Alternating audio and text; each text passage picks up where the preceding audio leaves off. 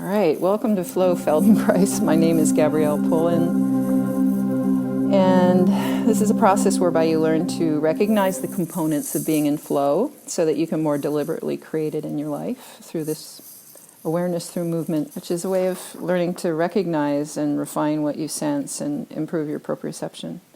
So today we're working on a month-long series in walking, and there are at least 1,000 lessons in the Feldenkrais method, and since there's so many new practitioners, they're evolving, and so there are probably more than 1,000 lessons now. But many of them pertain directly to walking, and we've only touched the tip of the iceberg with this series of 4.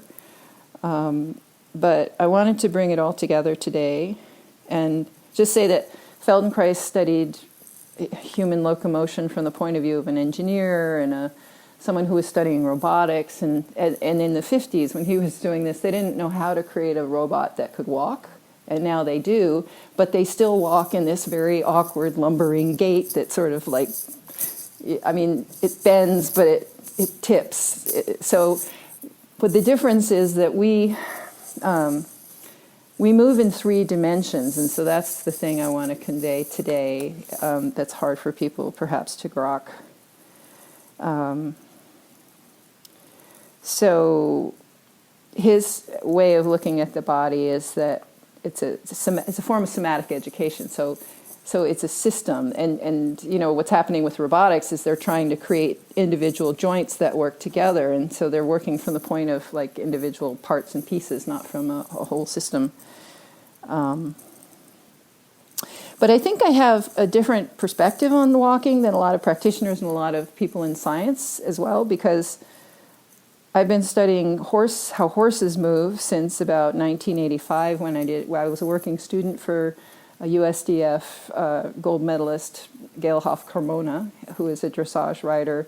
And she taught me to see how horses move, and it actually takes years to see quadrupedal locomotion, and because it's sometimes in some ways it's clearer, right? So when you watch a dog or a horse move, you can see there's an undulation from front to back, and so there's a connection between there's a opposite but equal response between the head and the tailbone, or the head and the sacrum.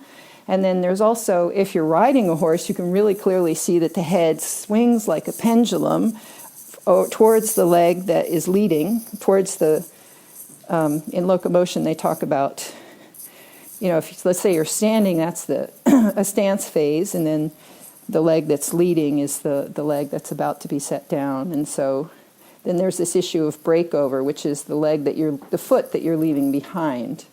And so most people walk, let's say you're standing, most people walk by sticking their foot out and then falling onto that next leg, which if you try it, it creates a lot of concussion somewhere, either in the heel or in the knee or the hip, and it's always going to hurt in the weakest link.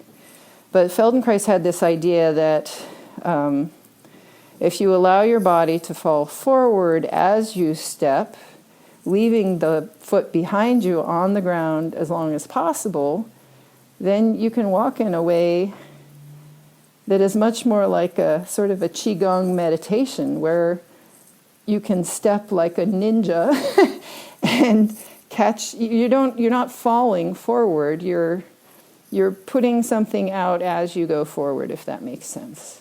So we'll revisit this at the end, and it might make more sense. But I thought I'd just sort of put that distinction out there.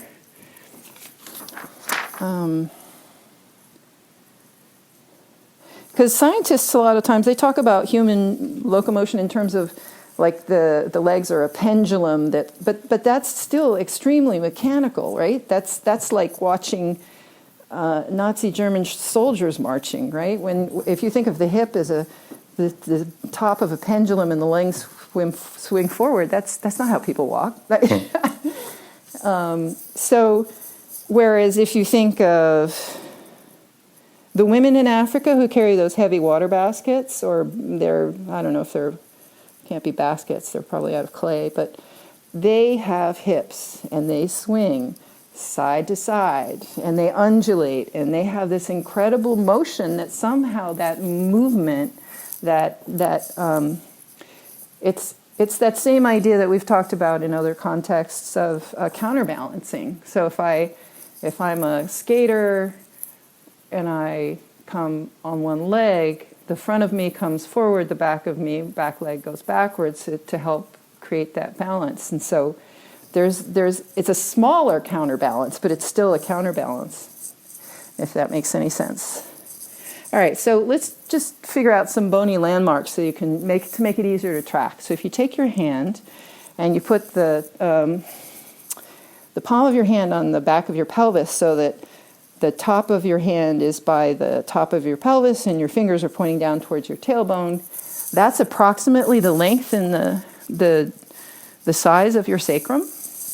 And I don't know, the sacrum, it's, I think it's Greek, maybe Latin, it translates as the sacred bone. And so in a Norman arch, it's this triangular shape that all of the force of the arch goes to that place. And it's what allowed human beings to create architecture that was higher than 2 stories. So it's interesting that they called it sacrum, right? Because so our legs are like a Norman arch, and the pressure goes into the sacrum, and the skeleton balances above that. So, but what I want you to notice is just the position of the sacrum, and then the head. So how does the sacrum relate to the head? So put your fingers behind your head and slide them down until you feel a soft opening in the middle of your head, just above the base of the skull. And that's where, it's the place where you could theoretically access the atlas axis, the top 2 vertebrae. But there's no spinous process there, so you can't really feel it. It just feels soft, like a foramen. So then if you close your eyes maybe and bring your attention to your mouth and your jaw and just be soft there. And then with your finger in that place, slightly drop your jaw and you'll feel a little bit of lengthening in that space. So let your jaw be closed and relaxed. Just you're keeping your jaw and your mouth closed lightly, but you're just tipping your head slightly towards your chest. And then you can feel a slight lengthening, and it's ever so slight. Like we're not talking about we're talking about a stretch that's very, very tiny. Does that make any sense? Okay. Great. So those are the 2 points on the head and the sacrum relationship. The other thing is if you just shift your weight side to side in standing so that one hip goes to the outside of the foot that you're going towards. So really exaggerate the side bending or the lateral flexion so that it's as if if you go to the right, you're sticking your right hip beyond your right ankle. And if you do that, you'll find that your upper body wants to flex sideways so that your left shoulder comes closer to your left hip. Does that make sense? Okay, so that's lateral flexion or side bending. And then the other plane of motion that people don't talk about in these studies of locomotion on YouTube is this rotation around the central axis. So if you just maybe close your eyes and turn and look with your eyes, let your eyes lead and go right and left as you rotate around yourself, and notice how your weight should shift from one leg to the other, and your arms go in this relationship to your feet that's contralateral. So when you go to the left, your right hand goes towards your left foot. When you go to the right, your left hand goes towards your right foot. Does that make sense? Mm-hmm. And so again, horses have influenced my entire career, right? So I used to work with trotters. I was a groom in a racing barn for a while, and trotters work with they move with their leg and their arm going in the same moment. So their movement is bilateral, not contralateral. In other words, the whole right side goes forward, then the whole left side. So the foot and the arm, or if they're on. Anyway.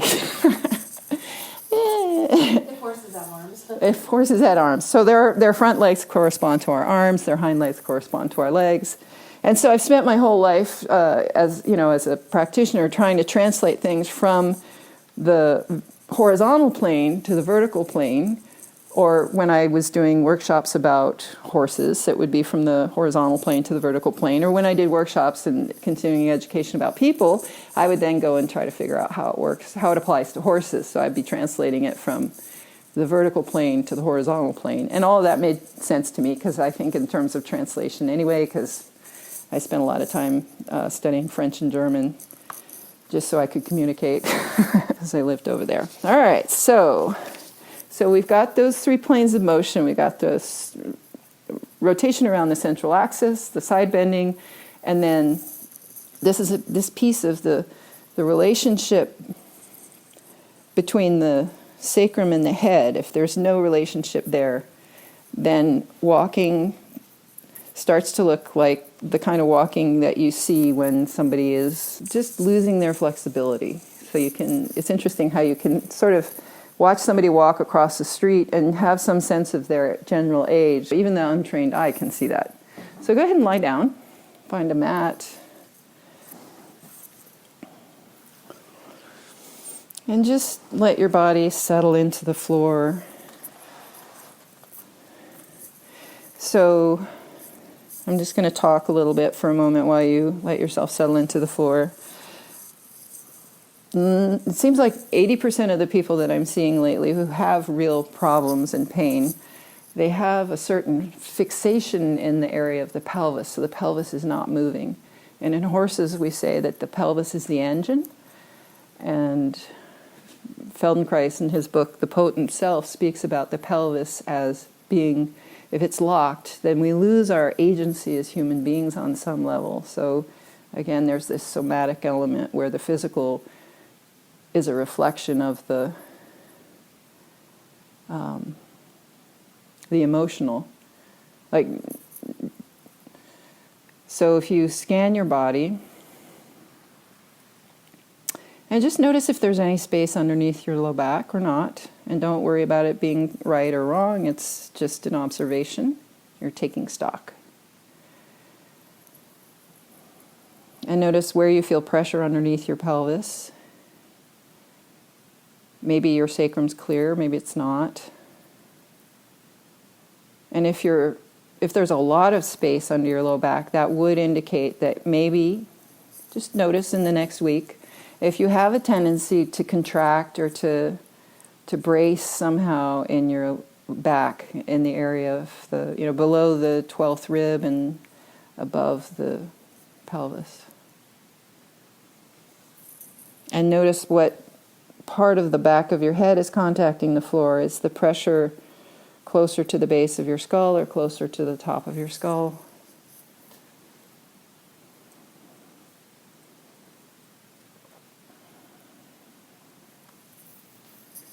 And then just bring your attention to the top of your head and draw an imaginary line from the top of your head to the base of your tailbone, and notice if that line is straight or if it's curved or if it has a hinge somewhere. And then one last thing, notice the right side of yourself and compare it to the left side of yourself, and even into your face, your jaw, your eyes. Notice if there's a sense that one side is more open than the other.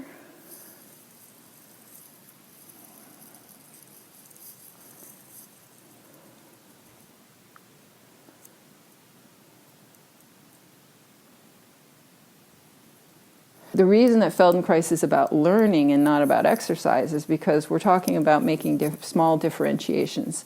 So the basis of learning is differentiation, right? So learning to use your body in a way that differentiates the use of your hands from your feet, for example, is required for walking and skiing and riding horses, because especially when you feel like you might fall, the impulse is to go into a fetal position.